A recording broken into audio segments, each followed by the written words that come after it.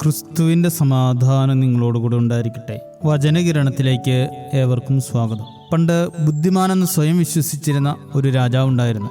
യുക്തിയിൽ മാത്രം വിശ്വസിച്ചിരുന്ന അദ്ദേഹം ജീവിതത്തിലെ ഓരോ നിമിഷത്തെയും ഭാഗ്യമെന്നും നിർഭാഗ്യമെന്നും വേർതിരിച്ച് കാണാൻ ശ്രമിക്കുമായിരുന്നു. അദ്ദേഹത്തിന് വിവേകിയായിരുന്നൊരു മന്ത്രി ഉണ്ടായിരുന്നു.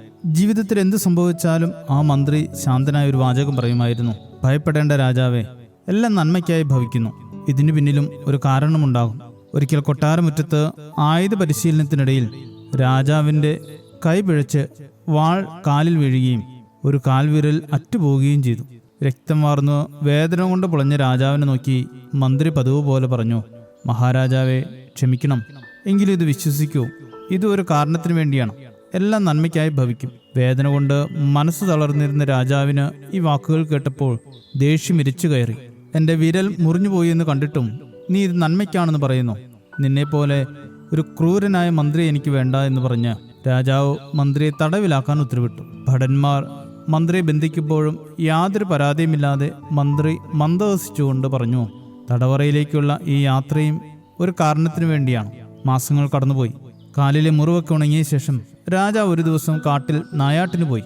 നായാട്ടിനിടയിൽ വഴിതെറ്റി രാജാവ് സൈന്യത്തിൽ നിന്ന് ഒറ്റപ്പെട്ടുപോയി. കാടിന്റെ അഗാധതയിൽ അകപ്പെട്ട രാജാവിനെ അവിടുത്തെ ക്രൂരരായ ഗോത്രവർഗ്ഗക്കാർ പിടികൂടി.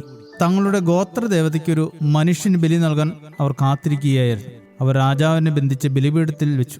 ബലിവാൾ ഉയർന്ന നിമിഷം ഗോത്രത്തലവൻ ഒരു കാര്യം ശ്രദ്ധിച്ചു. രാജാവിന്റെ കാലിൽ ഒരു വിരൽ കുറവാണ്.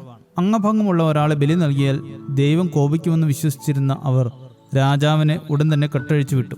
കാട്ടിൽ നിന്നും തലനാരിഴയ്ക്ക് രക്ഷപ്പെട്ട് കൊട്ടാരത്തിലെത്തിയ രാജാവിന് അപ്പോഴാണ് തന്റെ മന്ത്രിയുടെ വാക്കുകളുടെ ആഴം മനസ്സിലായത്. അന്ന് ആ വിരൽ മുറിഞ്ഞില്ലായിരുന്നെങ്കിൽ ഇന്ന് താൻ ജീവനോടെ ഉണ്ടാകുമായിരുന്നില്ല.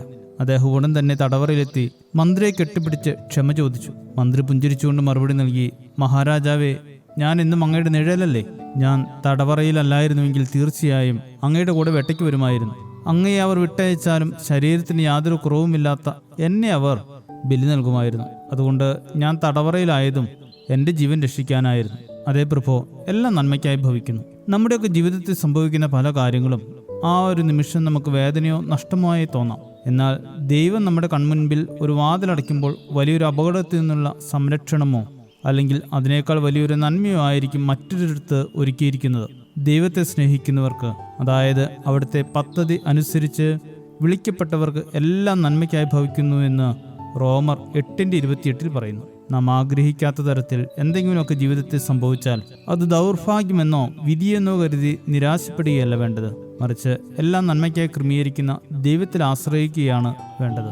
നമ്മുടെ നാശത്തിനല്ല, ക്ഷേമത്തിനായി എപ്പോഴും കരുതുന്ന ദൈവത്തിൽ ആശ്രയിച്ച് നമുക്ക് പ്രത്യാശയോടെ മുന്നോട്ട് പോകാം. ശുഭദിനം നേരുന്നു. ദൈവം അനുഗ്രഹിക്കട്ടെ. ദൈവത്തെ സ്നേഹിക്കുമ്പോൾ സർവം നന്മയ്ക്കായി ഭവിച്ചിടുന്നു.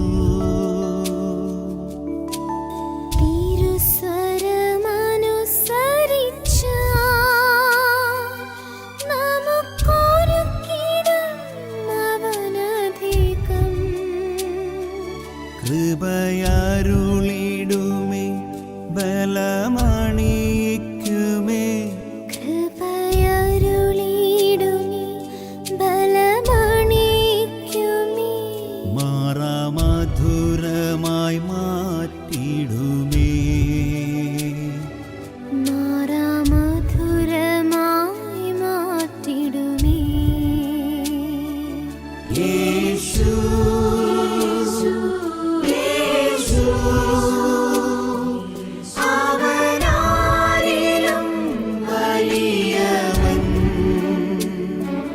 യേശു